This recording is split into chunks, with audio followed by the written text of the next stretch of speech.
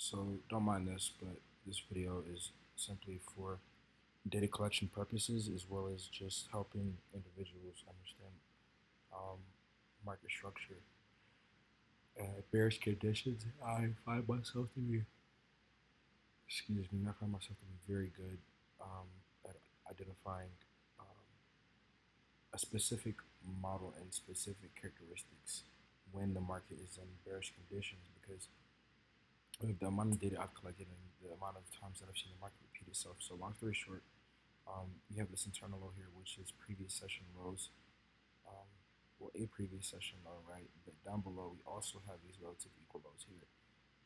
This low here, this low here, this low here.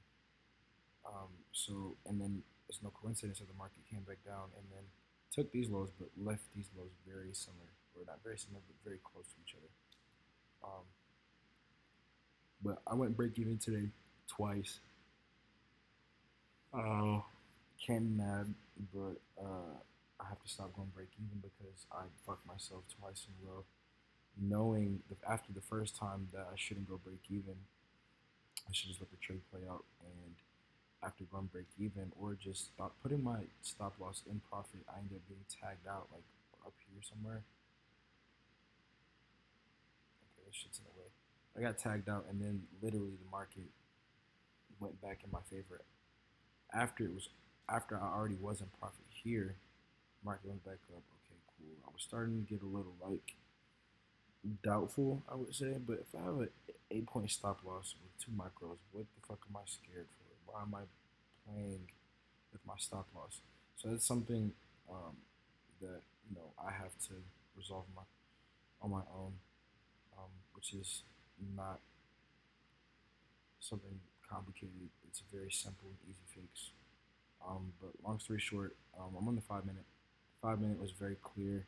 The market structure was very clear.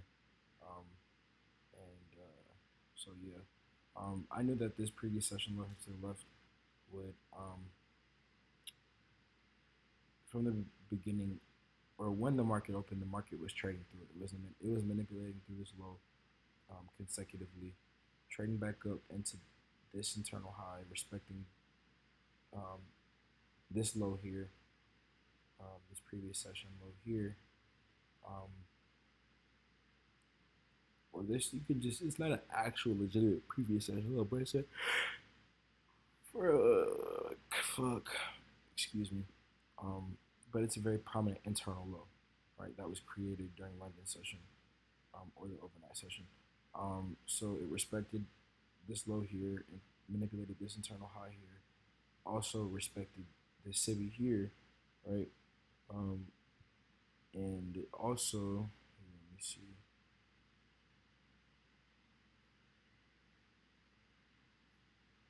After manipulating this high here, came back down, right? Created this internal low. So once it rebalanced back up here there was some more internal manipulation before it completely displaced lower back through that previous session low once more. And then as you can see, it chopped through it, took this high here. These sessions, well, these highs here, left this high here to trade back up into. Um, but before it, manipulated these highs and created this high, it was chopping through here, created and generated more liquidity to then come lower down here after manipulating through this previous session low a number of times, right? Um, I've learned that waiting for a dip retracement is vital. I did exactly that. I knew the market was generating liquidity down here while disrespecting this previous session low to the left a number of times. So it generated liquidity here, but if I'm bearish, okay, I want to be patient enough to wait for the market to pull back up into this imbalance that was left right here, right? I want to also see an internal manipulation in that imbalance as well as a market structure shift and a candle closure at any of these lows that was created from the original market structure shift or change in the state of delivery, right? Because these internal lows that get manipulated through a number of times, like over here and up here in more of a premium, are good tells and good signs that the market is bearish, and they're just good ways of being able to like get, being able to gauge, where the market is going to go when bearish, or to find entries. But if you want, if you're going to take a trade, if you're going to go short and sell off, you would want to wait for more of a higher pullback and internal manipulation, um, and a candle closure here once again at these internal lows. So let me get on to the 1 minute. I'm going to go over both trades. Keep this pretty brief. I'm already at 5 minutes. Um,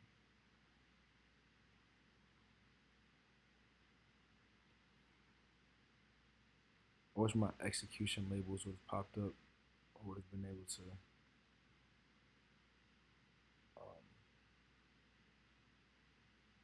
show themselves. But long story short, let me zoom in. Okay. So as you can tell up here, the market took this low here, or took this high here, sorry. Once it did that, okay, it was creating market structure, pull back higher, creating more market structure, right, accumulating, manipulation right here. And then another thing I want to point out too, and that I see all the time, and like I knew this was a good place of entering. Like I even in my own head, like anticipated for the market to go lower after it did exactly this. Okay, it took this high, right, with this one candle, and the very next candle closed lower. And then, as you can tell, these candles were respecting these two candles, and then closed right before dumping. But like I said, I wanted to wait for a pullback up into this imbalance and a candle closure at these lows, because these lows are good points of and good ways of being able to enter. The candle has to close at those lows. And what did this candle do, and where did I enter at? Literally right here at the low. What did I get, or what was I looking for? A rebalance up into this imbalance. Well, manipulation right here. Candle closure at the low. I entered. It was my mistake, my decision to go break even. And what the market do? It just rebalanced back up into this low again, as well as this low. And then look at the reaction that we got off of it once again. And I can't be mad. I gotta do a better job of managing my trade and knowing when to go break even, or just not going break even at all. But the one thing that allowed me to wait for both of these setups to play out, I'm going to then show the other trade that I took before or after I explain this. The number one thing that allowed me to wait for both of those kinds of setups to happen, or more importantly, this one, because this was the original setup, and had I just went or not went break even, or waited to go break even a little bit longer, I would have never took a second trade. But anyways, the market leaves these imbalances up here for a reason. It's going to pull back up into this. It's going to pull back up into premium. Excuse me, I'm stuttering a little bit. It's going to pull back up into premium after it creates market structure, and after it wants to manipulate highs. It's going to rebalance at some point in time. You just have to be patient enough to wait for the market to come back to this point, create an internal high to then manipulate, and for the candles to close at the lows here to the left. So that's the most important thing. And then the same thing happened over here. I wanted to wait for price to rebalance into this imbalance here, because there was an imbalance on the 5 minute as well. Like I said, the 5 minute was very clean. But here we have this internal manipulation here. I entered, okay, well, let me slow down. Internal manipulation here in the imbalance, right? I think we also have this internal here to the left that I also use to help with, executing the trade.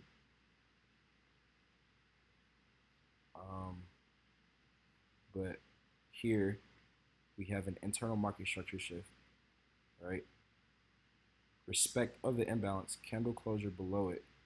I answered pretty aggressively because of the conviction that I had in the market, going lower. But the market internally manipulated this high at this internal low that was manipulated through a number of times. Um, we were respecting it. We get a market structure shift. I enter. Okay, we're starting to displace, rebalance, more displacement. So like once the market displaced through this low here, I just knew that the market was going to go lower. All I needed to do was just to hold the trade and just have conviction. I could have exited down here. I didn't have to hold the trade for as long as I needed to hold it. Um, but I mean, I had so much conviction that the market was gonna, come back to these resting orders and lows that were created or generated. Um, I wanted to place my stop loss right here for some reason when I could have just kept it at the highs, bro. Like, what the fuck am I doing? And then as we start to make our way later into the AM session before market close, it then displaces to these lows, or these resting orders down here. So, yeah, that's that.